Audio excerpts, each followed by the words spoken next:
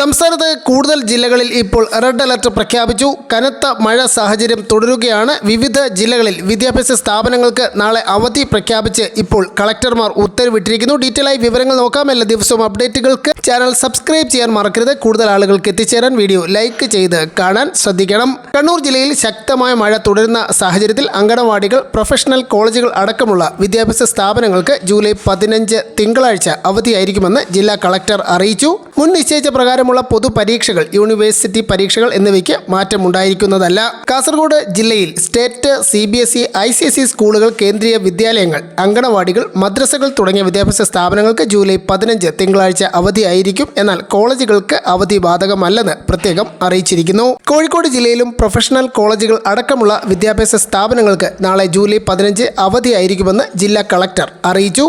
തൃശൂർ ജില്ലയിലെ പ്രൊഫഷണൽ കോളേജുകൾ അടക്കം എല്ലാ വിദ്യാഭ്യാസ സ്ഥാപനങ്ങൾക്കും നാളെ അവധിയായിരിക്കുമെന്ന് തൃശൂർ ജില്ലാ കളക്ടറും അറിയിച്ചിരിക്കുകയാണ്. മുൻകൂട്ടി നിശ്ചയിച്ച പരീക്ഷകൾക്ക് മാറ്റമില്ലെന്നും അറിയിപ്പുണ്ട്.